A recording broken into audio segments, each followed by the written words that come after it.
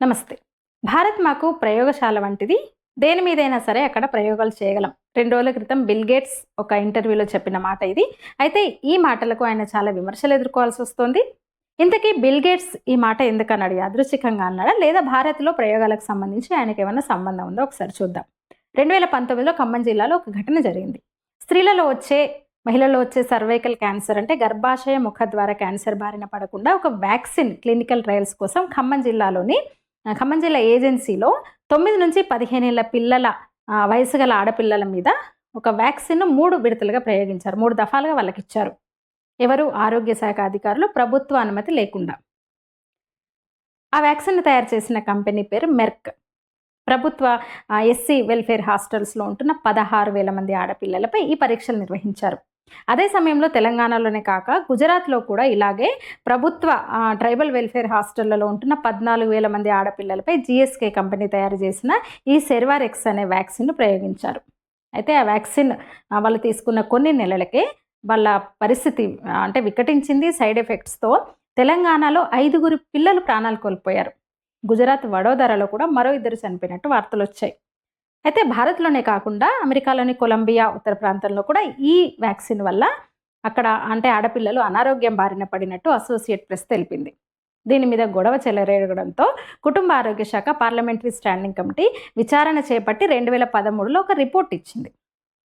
ఆ రిపోర్ట్ ప్రకారం ఆ రిపోర్ట్‌లో వాళ్ళు ప్రస్తావించిన అంశాలు ఏంటంటే రూల్స్‌కి విరుద్ధంగా, పూర్తిగా నిబంధనలకు విరుద్ధంగా అంటే హాస్టళ్లలో వార్డెన్ దగ్గర మాత్రమే పర్మిషన్ తీసుకున్నారని, తల్లిదండ్రులకు దేనికోసమో చెప్పకుండా అనుమతి పత్రాలపై మాత్రం వాళ్ళ చేత వేలిముద్రలు వేసుకున్నారని, కనీసం ఆ పిల్లలకు కూడా ఆ మందు దేనికి ఇస్తున్నారో, ఎందుకు ఇస్తున్నారో కూడా చెప్పలేదనేది స్టాండింగ్ కమిటీ ఇచ్చిన రిపోర్టులో వాళ్ళ విచారణలో తేలిన అంశాలన్నమాట.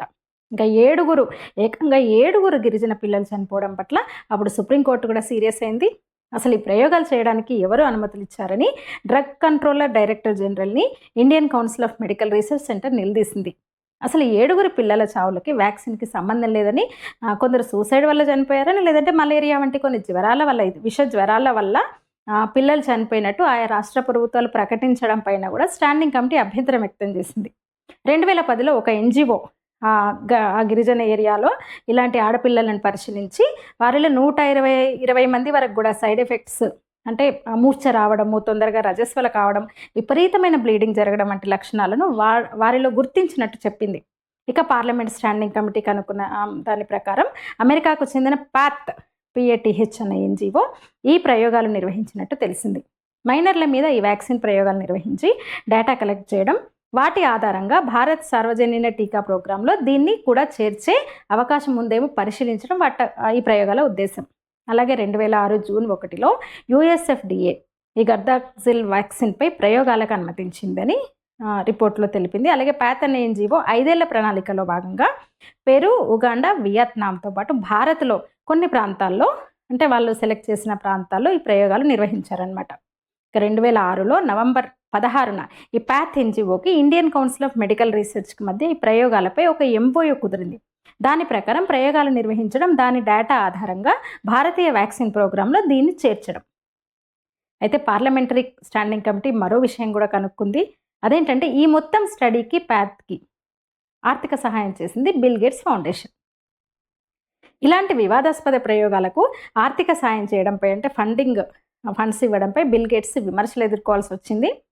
ఒకవైపు ప్రజల ఆరోగ్యం కోసం వ్యాక్సిన్లు కావాలంటూ వాటి గురించి ప్రజలపై ప్రయోగాలు చేస్తూ, మరోవైపు ఆ వ్యాక్సిన్ అభివృద్ధి చేస్తున్న కంపెనీలలో ఇదే బిల్ గేట్స్ వంటి వారు పెట్టుబడులు పెట్టడం అనైతికమని అప్పుడు చాలామంది మండిపడ్డారు. మన దేశంలో బిల్ గేట్ ఫౌండేషన్ వ్యాక్సిన్పై ప్రయోగాలకు మరో 2 సంస్థలకు కూడా ఆర్థిక సహాయం అందించింది. అందులో ఒకటి GAVI, global alliance for vaccines and immunisation.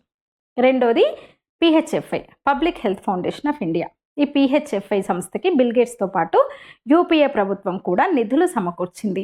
అయితే ఆ 2 సంస్థలకి ఈ ఫార్మా కంపెనీలతో సంబంధాలు ఉన్నాయని తెలుస్తుంది. అందుకని మాకు ఒక ప్రయోగశాల వంటిదని బిల్ గేట్స్ ఈ మధ్య ఊరికే అనలేదని మనం అర్థం చేసుకోవడం ఒకటి. ఇదే పని అదాని వంటి మరే ఇతర పారిశ్రామికవేత్తలు చేసి ఉంటే కాంగ్రెస్ అలాగే లెఫ్ట్ లిబరల్స్ కలిసి ఎంత హంగామా చేసేవో కదా అని ఇదే అర్థం చేసుకోవాలన్న మరో ఉద్దేశంతో ఈ వీడియో. నమస్తే.